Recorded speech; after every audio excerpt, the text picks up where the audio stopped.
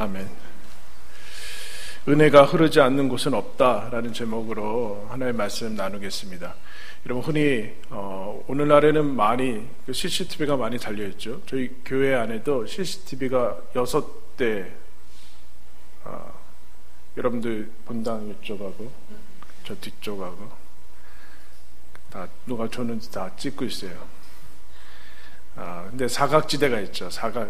왜 2대를 설치했냐면은 하나 가지고는 이 공간을 다 찍을 수 없습니다. 그러니까 사각지대, 찍히지 않는 사각지대가 있다라는 것이죠. 우리가 그래서 흔히 사각지대라는 말을 쓰면 보통 좋지 않은 그런 의미로 쓰입니다. 복지의 사각지대, 그러면 복지가 미치지 않는 그런 사각지대, 그런 걸 얘기를 하게 되죠.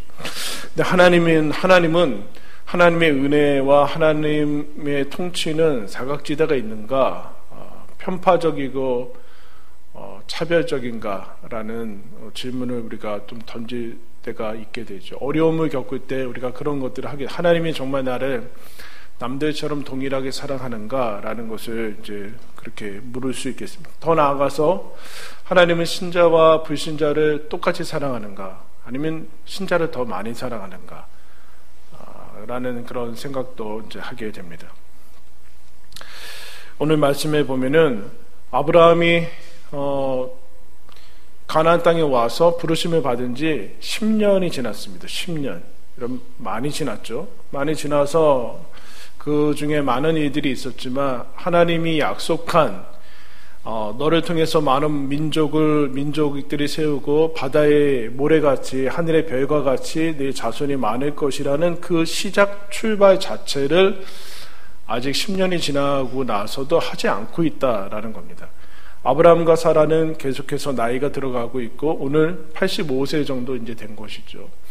점점 나이가 들어가고 있고 그 약속이 과연 믿고 있는가? 그래서 15장, 이 앞장에서는 위대한 아브라함의 믿음, 하나님께서 아브라함이 흔들리고 있으니까 찾아가서 네 후손, 네 후사는 엘리에셀 아니다.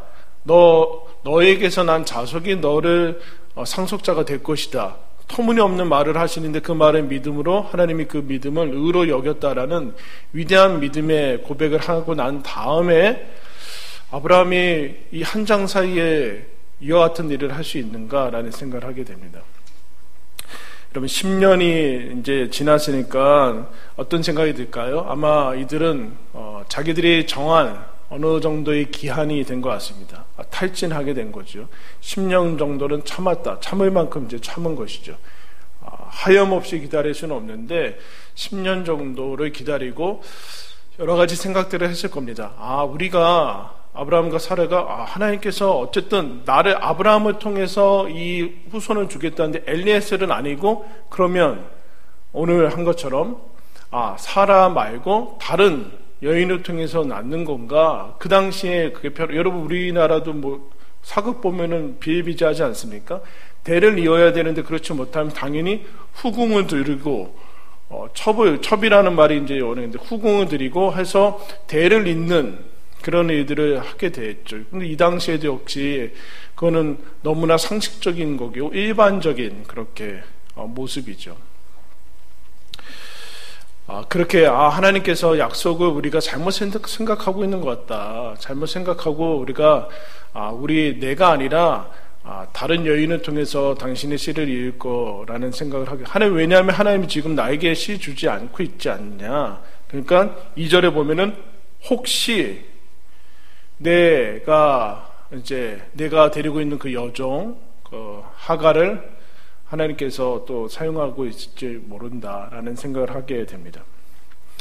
인내심의 한계가 이르게 된 것이죠. 여러분, 우리는 기다림이라는 것은 누구나 다 익숙하지 않습니다.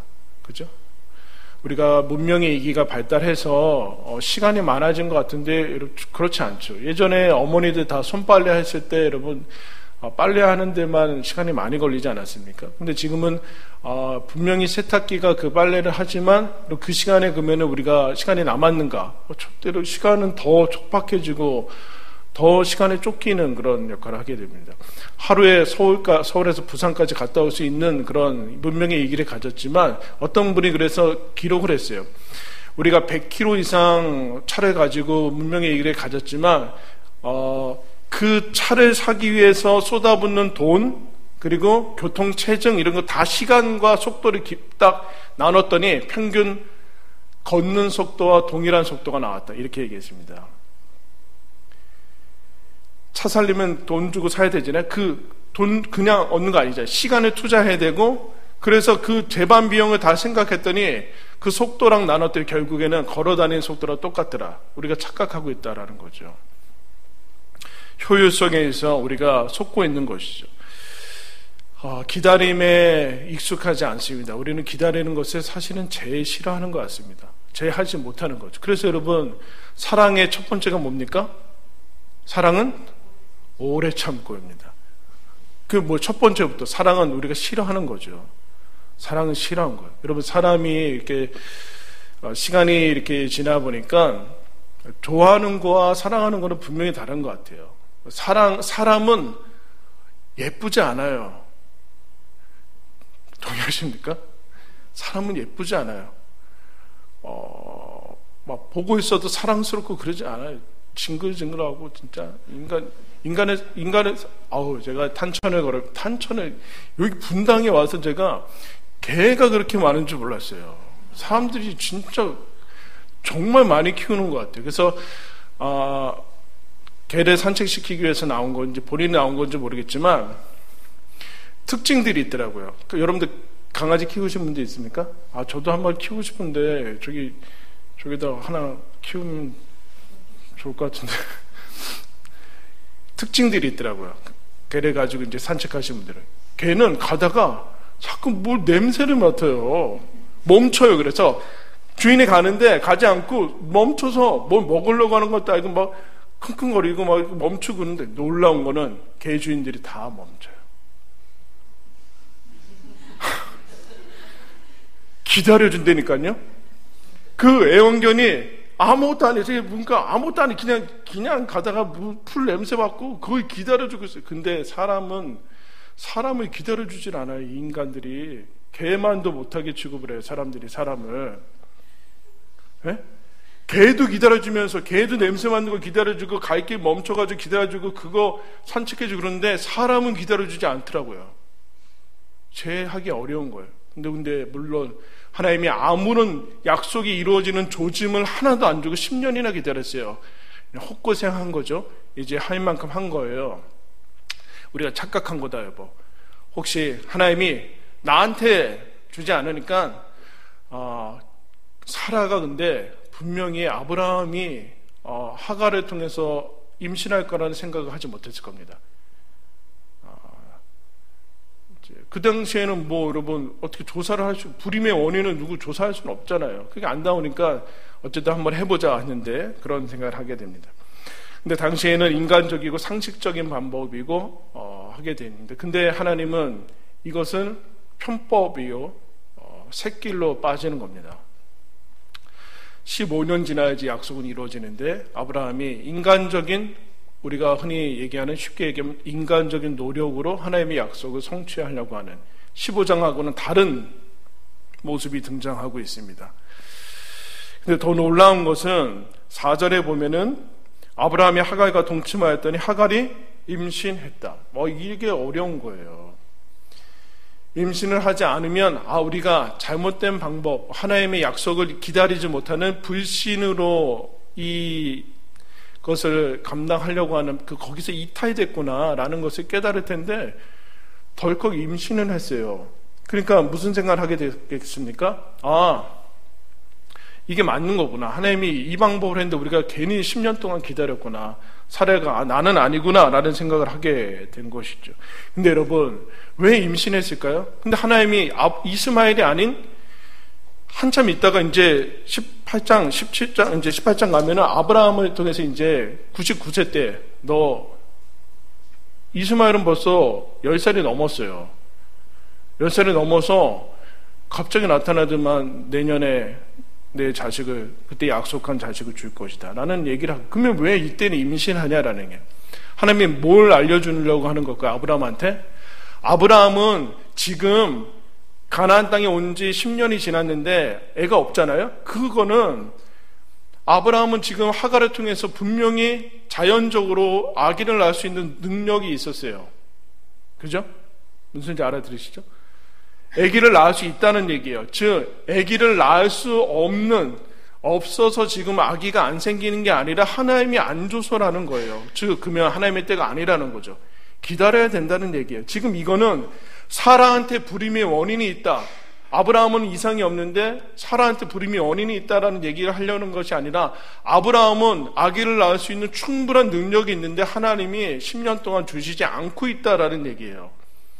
100세 때까지 주지 않았어요. 그래서 17장에 넘어가면 바로 할례하라고 합니다. 생식 능력을 제거하고 그리고 나서도 99세까지 완전히 기다리세요. 뭘 기다리는가? 아브라함이 자연적으로 아기를 낳을 수 있는 그 가능성이 제로가 될 때까지 하나님이 기다리세요. 왜냐요? 약속이 훼손되니까.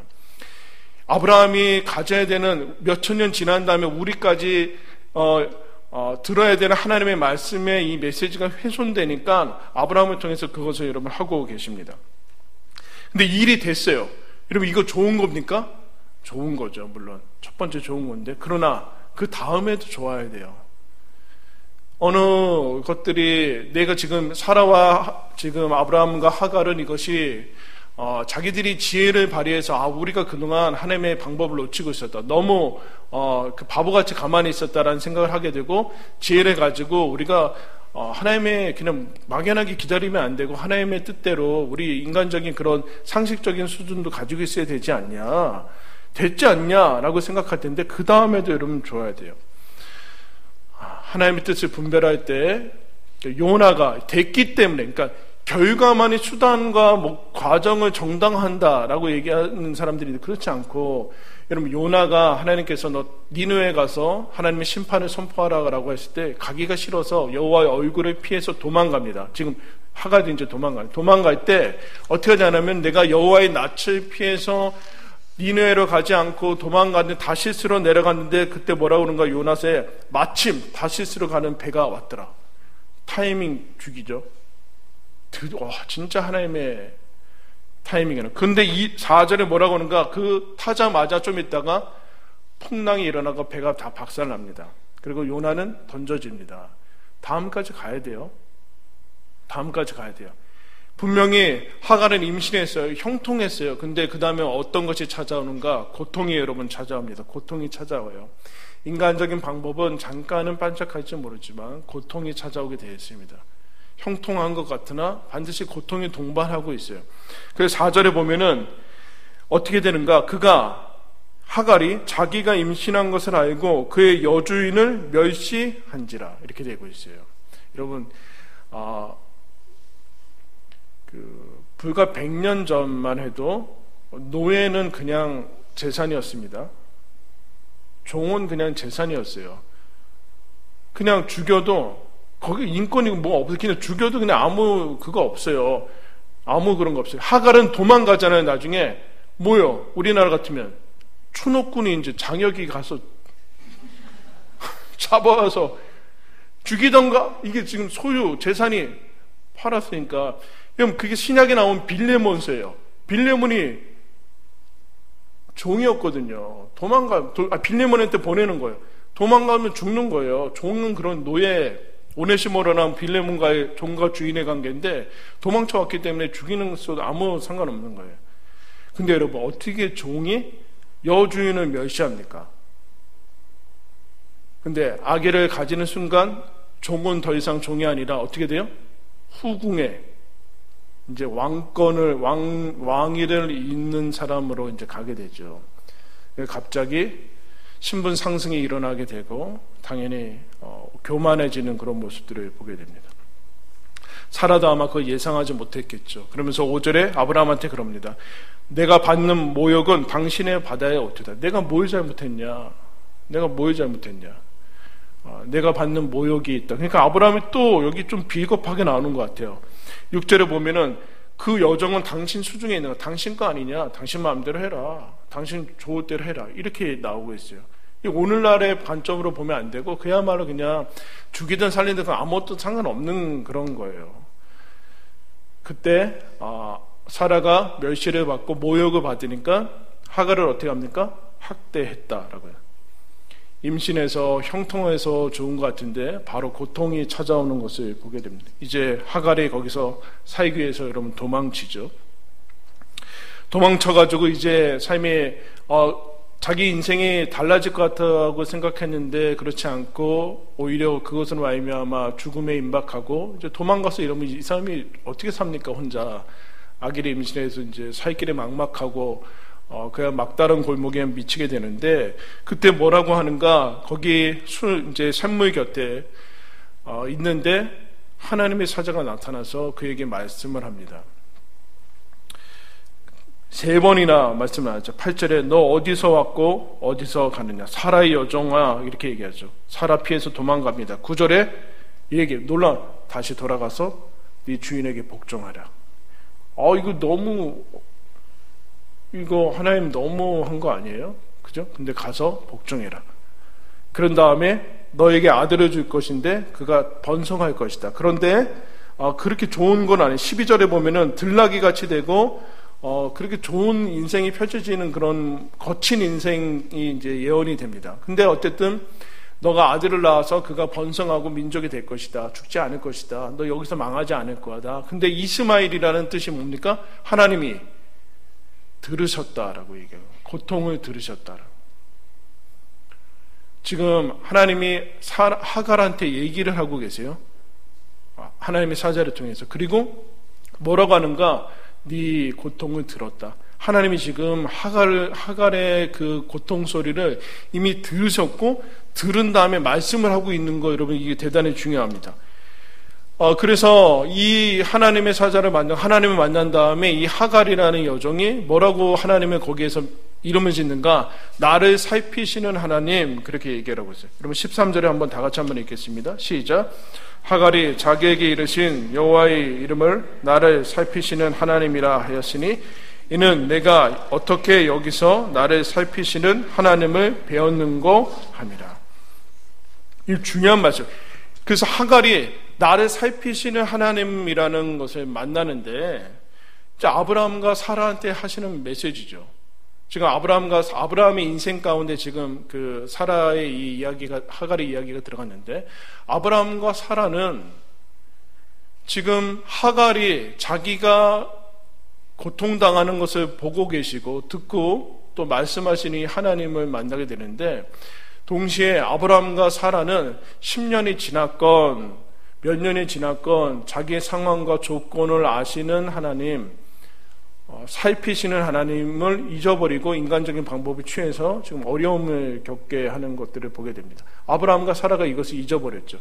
근데 하갈이라는 사람이 이것을 다시 상기해 주는 것을 이제 보게 돼요.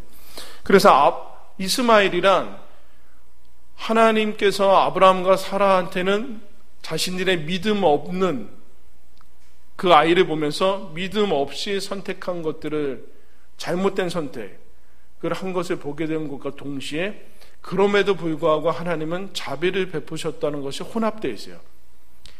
실패의 상징이에요. 실패의 상징. 여러분 그 카톨릭과 종교개혁이 일어나기 전 카톨릭과 개신교에 동일하게 여러분 인정받는 그 성자가 누굽니까? 어거스틴이라는 사람이에요. 어거스틴이라는 사람인데 그 사람이 젊은 시절 때 방황하고 방탕해서 만이교도 가고 그러다가 이제 대단히 훌륭한 성자가 돼서 참회록이라는 이제 어거스틴의 참회록을 쓰게 돼서 하나님께 귀하게 쓰임 받는데 어머니의 기도로 그가 이제 변하게 돼. 근데 여러분 그가 사생아가 있어요. 생각을 해야 돼요. 위대하게 이렇게 쓰실 거면 왜 그걸 좀 미리 좀 그런 거 없이 좀 하게 해주시지. 근데 그 다음에 하나님이 부르세요. 그 아이를 보면서 생각하면서 무슨 생각을 하게 될까요? 아거스틴이 지금 그 얘기를 하는 거예요. 근데 하갈이 어떤 고백을 하는가? 내가 어떻게 여기서 하나님을 받는가라는 이 놀라움을 표현해 주고 있어요. 놀라움 이런 거예요. 하나님이 나를 지켜보고 계셨다는 얘기인가? 하나님이 나를 주목하고 계시고 내 소리 하갈에게 있어서 여호와는 주인의 하나님일 뿐입니다. 주인의 하나님. 우리와는 다른 주인의 하나님 정도고 나는 별로 상관없고 쳐다볼 수도 없는 그 정도의 하나님. 그런 하나님이죠. 근데 나를 지켜보셨다라는, 어떻게 나를 아는가? 나는 애굽의 사람이고 애굽의 여종이다라는, 종일 뿐만 노예고 여종인데 하나님이 어찌 나 같은 사람을 지켜보고 계시는가라고 지켜보고 계셔요. 여러분, 초대교회, 그래서 기독교는 노예와 하층부터 들어갑니다. 물론 거기엔 니고데모도 있고 이제 헤롯의 신하들도 있지만 밑에서부터 들어가게 돼요. 우리나라 역시 마찬가지죠. 일본이 여러분 기독교가 전파되지 않은 것은 일본은 상류층부터 들어갔습니다. 그래서 밑으로 퍼지지 않아요. 그들만의 엘리트와 그들만의 기독교를 전락해버리죠. 근데 지금 하갈이 나를 어떻게 보고 있는가? 그래서 어떻게 여기서 하나님을 보는가? 여기가 지금 어디예요? 도망가는 자리죠. 여러분, 하나님은 어디에서 만날 수 있을까요? 하나님이 어디에 오실까요?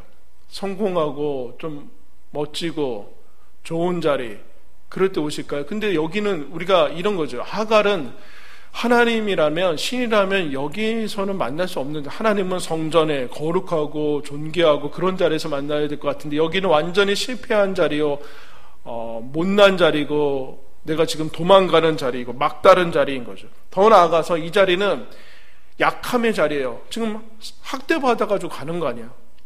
그리고 악함이에요. 악함. 자기들 멸시했잖아요. 주인을 멸시하고 모욕했어요.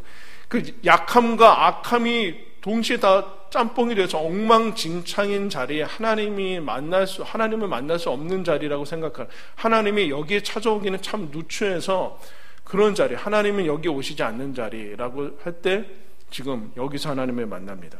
그럼 누가 여기까지 오겠습니까? 누가 이런 진창까지 오겠어요? 어떤 높으신 하나님이. 저는 기대하지 않고 있죠. 근데 기대하지 않고 있는 자리와 기대하지 않는 나에게 지금 하나님이 찾아오셔서 내가 들었고 내가 너에게 말했고 그리고 내가 너를 살피고 보살피는 하나님이다라고 얘기를 합니다. 파렴치한 때고 누추할 때 지금 얘기를 하고 있어요. 최악의 때. 최악의 때. 그래서 여러분, 교회는 우리는 원래 옛날에는 교인들이 다 동네 사람이고 다 왕래를 많이 해서 숟가락이 몇 개인지 다 알았대요. 네? 우리 알아요? 집도 모르잖아요.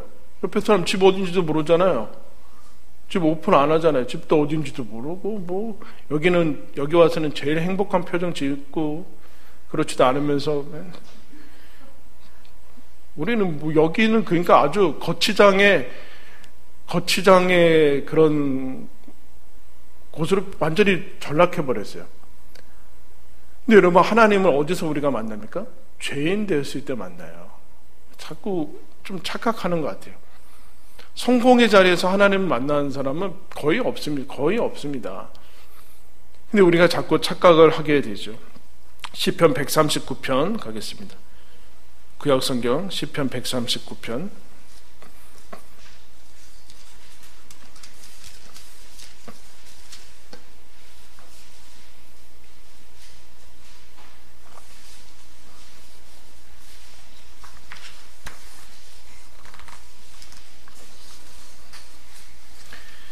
제가 읽겠습니다.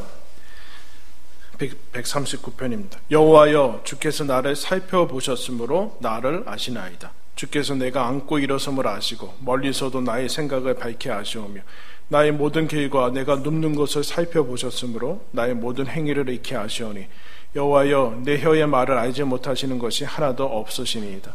주께서 나의 앞뒤를 둘러싸시고 내게 안수하셨나이다. 이 지식이 내게 너무 기이하니 높아서 내가 능히 미치지 못하나이다. 내가 주의 영을 떠나 어디로 가며 주의 앞에서 어디로 피하리이까? 내가 하늘에 올라갈지라도 거기 계시며 소홀에 내 자리를 펼지라도 거기 계시니이다. 내가 새벽 날개를 치며 바다 끝에 가서 거주할지라도 거기서도 주의 손이 나를 인도하시며 주의 오른손이 나를 붙드시리이다. 내가 혹시 말하기를 흑암이 나를 덮고 반드시 나를 덮고 나를 두른 빛은 밤이 되리라 할지라도 주에게는 흑암이 숨기지 못하며 밤이 낮과 같이 비추이나니 주에게는 흑암과 빛이 같음이니이다. 주께서 내 내장을 지으시며 나의 모태에서 나를 감추셨나이다. 내가 주께 감사함은 나를 지으심이 심히 기묘하심이라. 주께서 하시는 일이 기이함을 내 영혼이 잘 아나이다. 하나님이 나를 살피셔서 나를 아신다라고요. 하나님 무슨 얘기야? 하나님에게는 사각지대가 없다. 너 지금 나 도망가가지고 나 피해가지고 주의 얼굴 피해가지고 바다 끝에 가고 몰래 숨어도 거기까지 내가 간다. 그 얘기를 지금 하고 있어요. 하늘에 올라갈 때만 가는 게 아니라 소홀에 자리 잡아도 나는 간다. 소홀에 자리 잡아도 간다. 이 어둠이 어둠이 많아가지고 하나님 못 보시겠지. 아니다. 어떤 어둠도 하나님의 눈을, 하나님의 은혜를 막지는 못한다. 그 얘기를 지금 사라한테 지금 얘기를 하는 거죠. 성전에 계시는, 성전이 이때는 없었으니까 아브라함의 제단을 쌓은 그 하나님에서만 만나는 것 아닌가? 그 주인들만 만날 수 있는 하나님 아닌가? 그게 아니다라는 것을 얘기를 하고 있어요. 성공할 때만 만나는 것 아닌가? 범죄하고 실패할 때는 만날 수 있는 하나님이 아니지 않는가라는 것을 지금 사가를 통해서 깨트려 가고 있어요. 내가 못났을 때는 숨으시고 피하시는, 부끄러워하시는 하나님과 그 얘기를 하고 있어요. 여러분, 오늘 한국교회는 엄청난 욕을 먹을 뿐만 아니라 아주 그냥 앞에 아까 강아지가 붙어가지고 강아지 독교가 돼가지고, 그런데 하나님이 그거를 그냥 같이 오물을 뒤집어 쓰고 가고 계세요.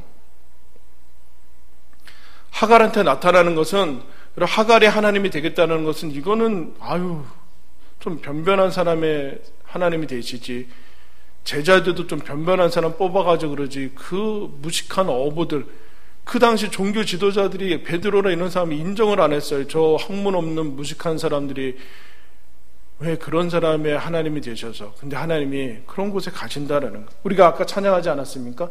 뼈아픈 눈물을 흘릴 때와 쓰라린 마음으로 탄식할 때 아무도 없어요. 사람은 이걸 받아줄 사람은 없어요. 하나님도 그런데 뭐하러 가시겠어요? 귀찮고 짜증나고 사는 것도 힘든데, 근데 하나님은 거기에 같이 계신다. 그렇게 여러분 찬양하지 않습니까? 마음속에 시험을 받을 때 오죽하면 믿음이 없으면 시험을 받아요. 얼마나 믿음이 없으면 근심을 해요. 근데 그때 주님께서 같이 한다.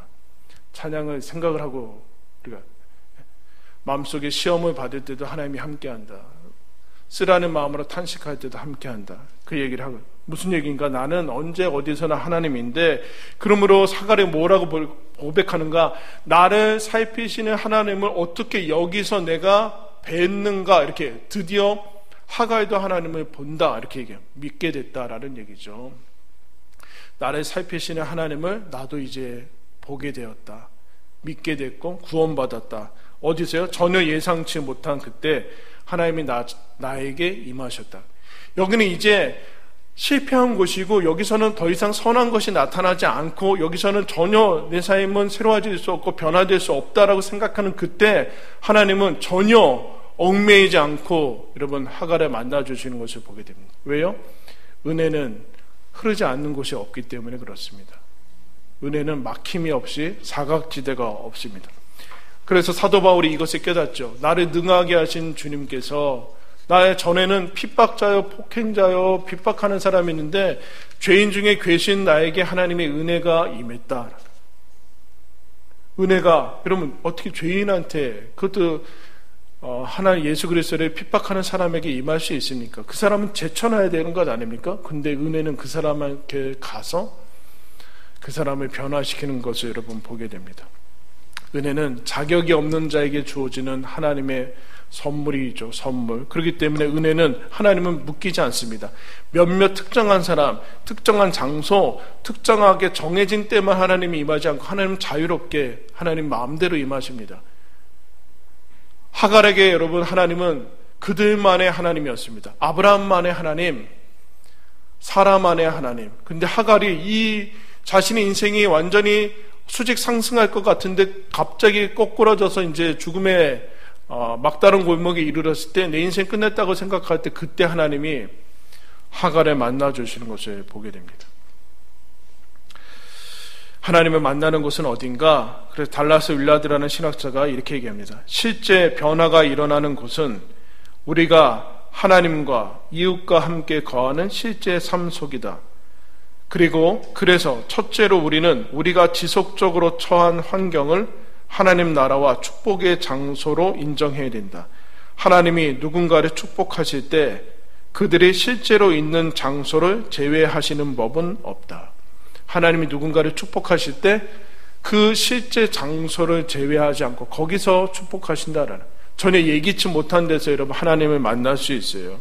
그들만의 하나님이 아니라 하갈한테 그런 얘기죠. 나는 너의 하나님이다. 너의 하나님이다. 몇몇 사람들, 그들만의 천국이 아니라 너의 천국이고 너의 하나님이다. 하나님의 눈은, 시선은 그냥 지나치는 사람은 없습니다. 여러분, 우리 신자가 기억해야 됩니다. 하나님은 불신자들도 사랑하십니다. 우리도 불신자였었습니다. 하나님은 선인과 악인에게 비를 주시고 선인과 악인도 먹이시는 하나님입니다. 우리는 자격 없는 동일한 사람이 은혜를 받은 겁니다. 하나님의 시선은 지나치는 사람이 없고 하나님의 귀는 흘려듣는 소리는 없어요. 하갈의 신음소리도 들으십니다. 하물며, 여러분, 하물며 하나님의 자녀들이 부르짖는 소리를 듣지 않겠습니까? 하나님의 자녀들이 어디에 있든지 간에 여러분 그 모습을 지켜보지 않겠습니까? 주목하지 않겠습니까? 하나님이 살피시지 않은 인생은 없다라는 것이 오늘 우리들에게 주시는 말씀입니다. 전혀 내 인생에 더 이상 여기서는 선한 것이 나올 수 없고 여기서는 하나님을 만나고 내 삶이 변화가 일어나지 않을 것 같은 그때 하나님은 전혀 상관없이 하나님을 만나주시고 사갈의 인생에 새로운 인생이 펼쳐지는 것을 보게 됩니다. 여러분, 하나님이 언제 어디서 무엇을 하실지는 여러분 아무도 모릅니다. 그것이 저와 여러분이 여기 앉아있는 이유 아니겠습니까? 그러므로 우리는 하나님께 믿음을 가지고 하나님이 나를 보살피신 하나님이다. 하나님이 나를 영원히 보살피실 것이다. 우리는 그 안에 있다라는 믿음을 가지시고 하나님이 나를 지켜보시고 주목하시고 영원히 나와 함께 하시는 그 아버지 되시는 것을 기억하시고 믿음으로 살아가는 저와 여러분들 되길 바랍니다. 우리 아까